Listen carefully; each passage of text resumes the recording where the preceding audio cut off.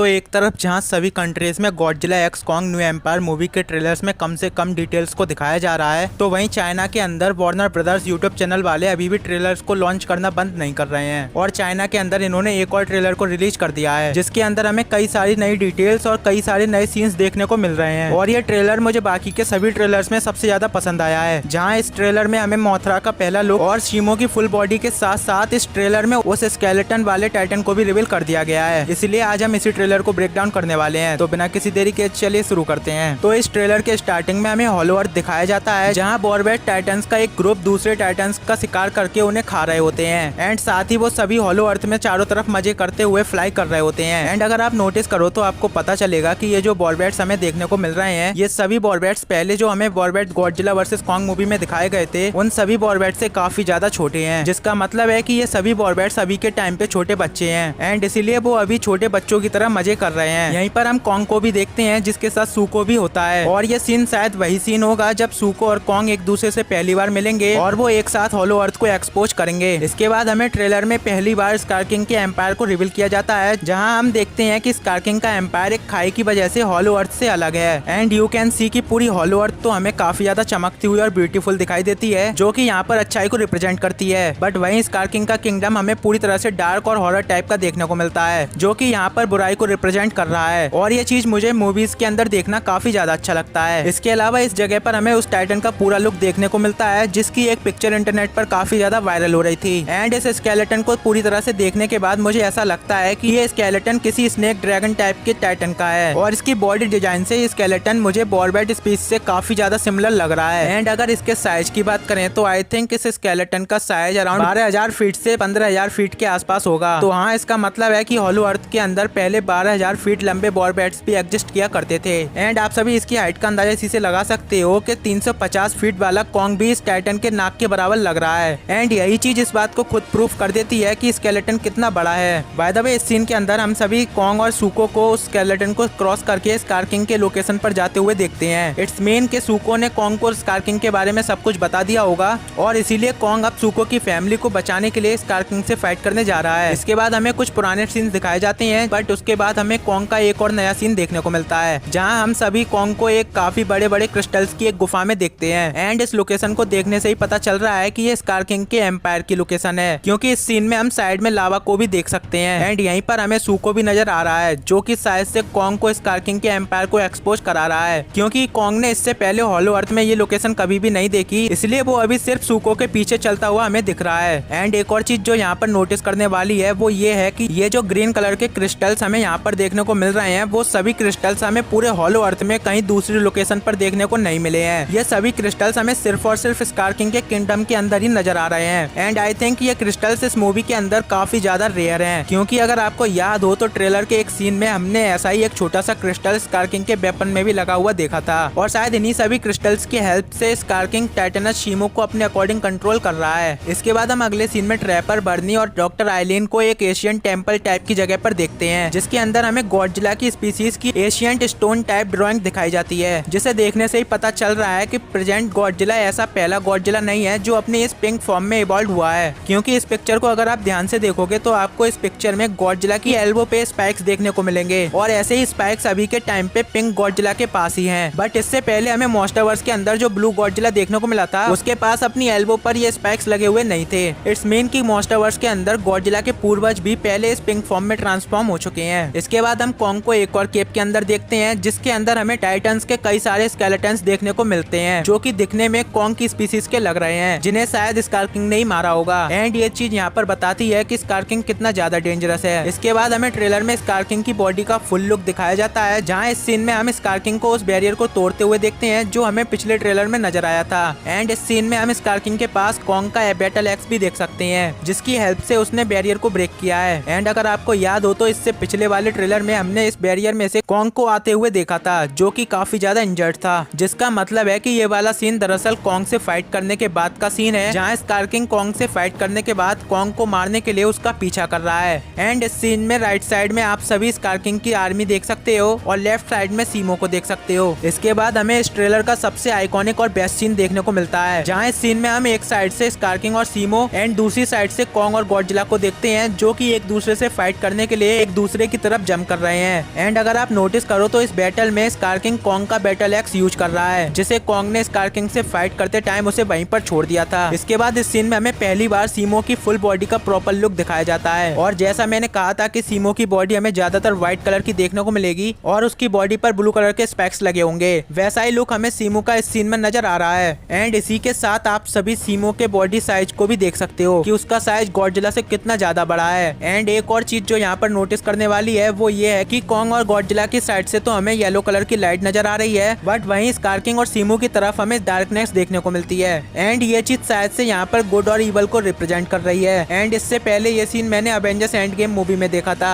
But यहाँ पर यह भी हो सकता है कि कॉन्ग और गॉडजिला के पीछे जो लाइट हमें नजर आ रही है वो यहाँ पर मोथरा की हो सकती है, क्योंकि मूवी में हमें मोथरा भी दिखाई जाने वाली है। तो शायद इस सीन में वो गॉडजिला और कॉन्ग के साथ मिलकर स्कार किंग से फाइट कर रही हो। इसके बाद हमें ट्रेलर में मोथरा का फर्स्ट व्यू देखने को मिलता है। एंड इस बार हमें मोथरा का एक बिल्कुल ही नया लुक देखने को मिला है, जिसकी बॉडी और विंग्स का कलर येलो और ऑरेंज है, जिसके साथ वो पहले से भी और भी ज्यादा ब्यूटीफुल लग रही है। एंड आप सभी देख ही सकते हो कि इस सीन में हमें मोथरा कितनी ज्यादा क्यूट और ब्यूटीफुल दिखाई दे रही है। इसके बाद हमें मोथरा को जिया के पास दिखाया जाता है। एंड शायद यहाँ पर मोथरा जिया से कम्युनिकेट कर रही है। एंड शायद जिया ही वो कैरेक्टर होगी जो मोथरा को दोबारा जिंदा करेगी, क्योंकि इससे पहले हमने जिया को एक पिंक क्रिस्टल के ऊपर चढ़ते हुए देखा था और इस सीन में मोथरा भी दो क्रिस्टल्स के बीच में से ही बाहर निकलती हुई हमें दिखाई देती है। इसलिए शायद यहाँ पर मोथरा को जिया ने दोबारा से जिंदा किया है। एंड वही मोथरा को कॉन्ग और गॉडजिला की हेल्प करने को कहेगी, क्योंकि उन्हें मोथरा की हेल्प की जरूरत होगी। एंड इसीलिए जिया और बाकी के लोगों ने उसे जिंदा किया होगा। बाय द वे मोथरा का ये लुक मेरे तो दिल को छू गया है। तो यही था हमारा इस मूवी के फाइनल ट्रेलर का ब्रेकडाउन, क्योंकि कल के दिन मूवी रिलीज होने वाली है। एंड आपको ये ब्रेकडाउन कैसा लगा मुझे कमेंट में जरूर बताना। और अगर आप ऐसे ही मोस्टवर्स से रिलेटेड वीडियोस देखना चाहते हो तो आप हमारे चैनल को भी चेकआउट कर सकते हो।